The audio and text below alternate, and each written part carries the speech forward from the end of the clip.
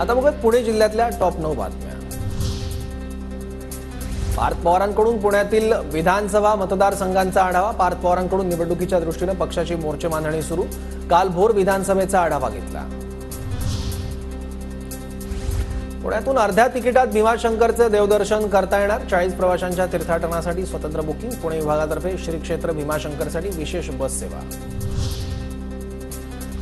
श्रावण सोमवार निमित्त पुण्यातील भीमाशंकर मंदिरात दर्शनासाठी भाविकांची गर्दी। मंदिराला आकर्षक फुलांची सजावट। भोर तालुक्यात अतिवृष्टीने 80 हेक्टर शेतीचं नुकसान। भात, नाचणी, वड पिकाचं नुकसान। पुणे विभागातून कोल्हापूर, सातारा, मिरज दरम्यान 14 विशेष रेल्वे। अतिवृष्टी आणि त्यानंतर आलेल्या पुराच्या पार्श्वभूमीवर प्रवाशांची अतिरिक्त गर्दी लक्षात घेऊन एकूण 28 अनारक्षित विशेष सेवा। कल्याण नगर महामार्गावरील माळशेज घाटातील रस्त्याची दुरवस्था। खड्डे बुजवण्यासाठी माती मिश्रित मुरुमचा वापर। रस्त्यावर चिखल, प्रवाशांचे हाल।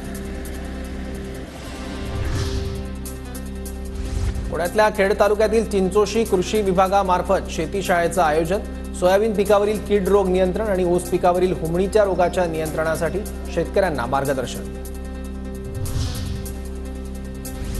जुन्नर तालुक्यात गेल्या 2 महिन्यांपासून धुमाकूळ घालणारा बिबट्या अखेर जेरबंद। आणि पठार भागातील शिंदेवाडी इथे होता बिबट्याचा वावर।